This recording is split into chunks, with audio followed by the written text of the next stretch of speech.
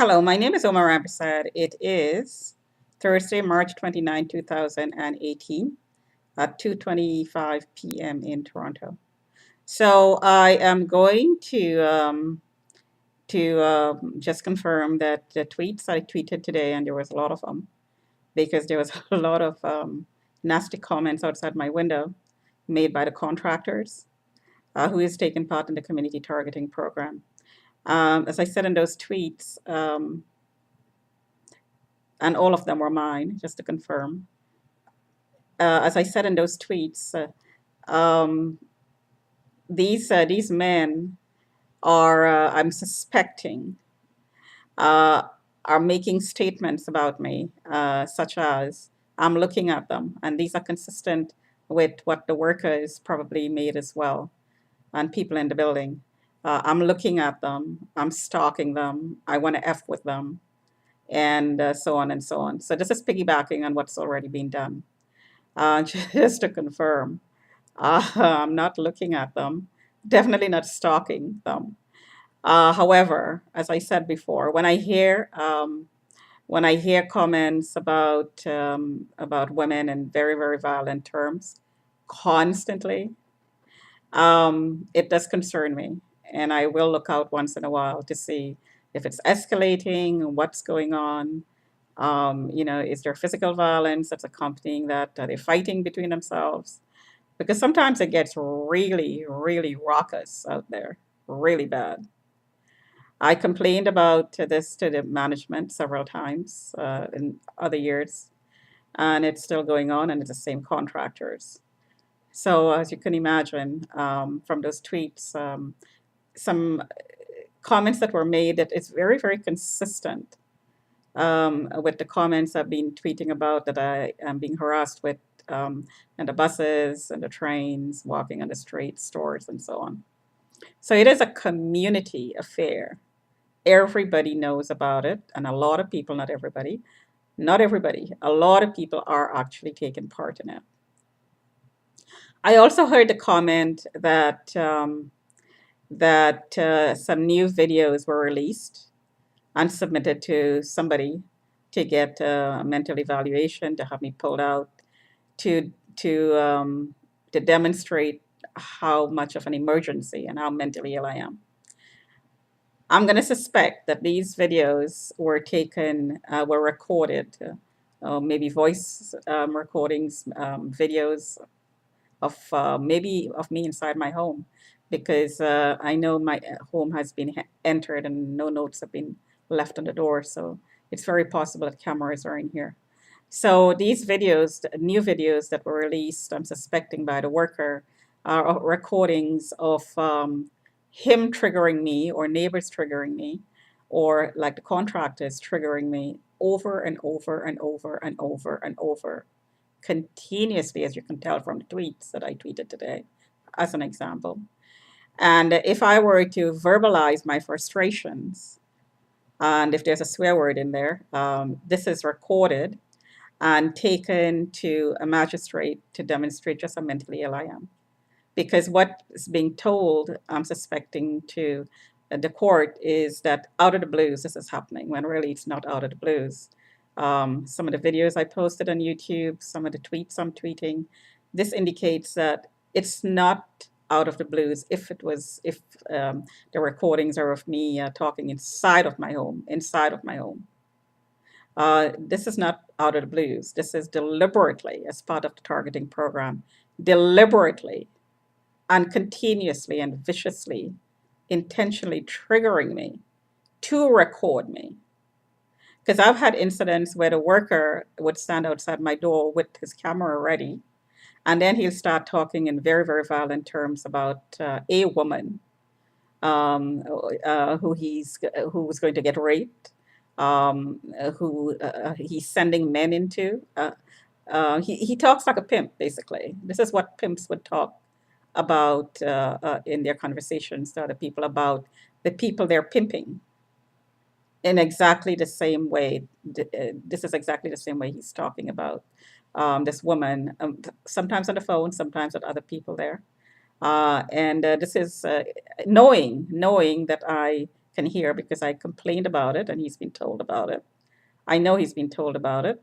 So he knows that this is stressful for me, but he's continuing to do it anyway, still up to today, still doing it. So these recordings, if there were new ones released, this is just an explanation of where those recordings came from. These are deliberate setups, deliberate setups. I also heard the comment that it's absolute. It's absolute now. I am a prostitute as far as the system is concerned. In other words, what happened was I'm registered up so many times. There are so many flaggings based on suspicions. Based on suspicions. And this flagging started when I was working full time as an accountant and working towards my degree, excuse me, part time at the University of Toronto, taking night courses, coming home 11, 12 o'clock at night after school because it was downtown and I live about 2 hours away from downtown. So by the time classes were finished, 9 o'clock, by the time I got here, if it didn't snow, it would be around 12 o'clock, 11, 12 o'clock. So um, I was flagged at that point because I was being stalked. In retrospect, I was stalked even from that point. So obviously, there was no criminal activity, absolutely no criminal activity. My life was very busy and very full. I had very close ties with my family. We traveled together, we did things together, we had birthdays, we had Christmases, Easter's, Thanksgiving, and we did everything together. And now, of course, that's all been destroyed. But at that point in time, when I was flagged, I had a very full life and busy one, very interesting one. However, the flagging progressed and the harassment progressed, and the harassment infiltrated my workplace. So this was all a step by step by step by step program. So it's at a point right now where, coming back to registrations being absolute, I'm registered and flagged into the system so many times that it's considered absolute. I heard it's absolute that I'm a prostitute or used to be one, which of course is not true. So if that information is being taken as absolute, then it should not be, because I'm sitting here and I have been doing this for a long time saying that I am not a prostitute. So any warrants that's being submitted for any sort of questioning, arrest, and so on should take these these videos into consideration. You have information that's contradicting what's in your system. Since when I go to the police station to make statements, my statements are not taken.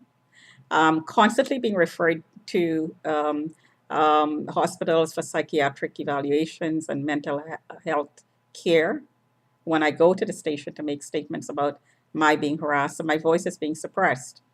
So this is all part of the targeting. I'm being targeted by the police because the police is refusing to take my statements. And when I call 911 complaining that I was being harassed, I got charged. So I'm being targeted by the police. So there is no way to make my voice heard other than what I'm doing here, which is what I'm doing. So any warrants that's being submitted to courts saying it's absolute that I am a prostitute based on suspicions, enough suspicions to make something absolute is without disclosure and without due processing is unconstitutional, by the way. If you bypass the system, it's a conspiracy. So bypassing is not allowed, really, but it's being tried. This is an experiment that's being tried here. So there's contradicting information. I am not a prostitute, never have been. Anybody confirming, verifying that I was one, verifying information that's being misconstrued, misinterpreted to, excuse me, is let me say that again. Anyone verifying that I used to be a prostitute is not verifying something that is true. They are either intentionally or unintentionally verifying something that is not true. Why would that be? I don't know.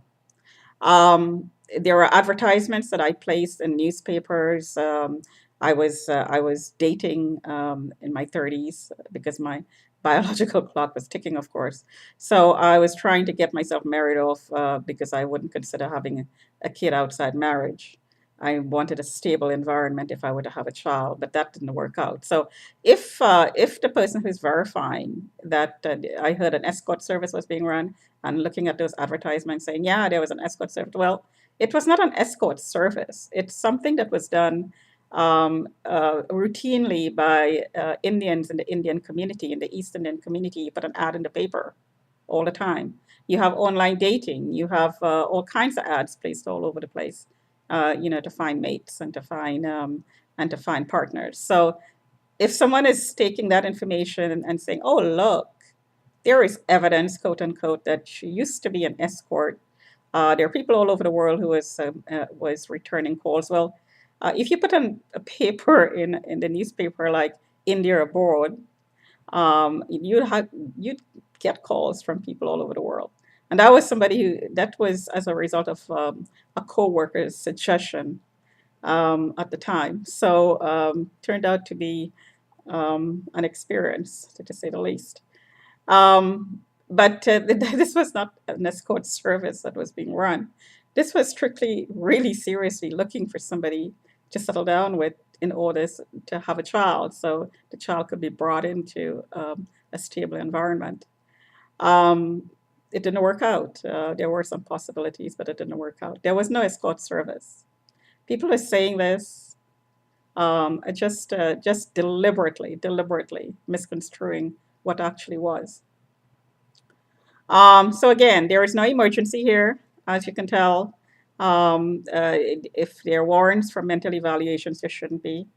Definitely shouldn't be pulled out of my home because people are just lying in this building, just out and out lying because I do have an ongoing case that they want to avoid altogether, and they don't want to spend money. They don't want to come up with any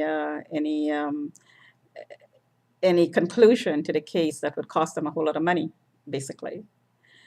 So they're trying. I'm suspecting very strongly that the push to have me mentally committed is a direct result of having this case in the system.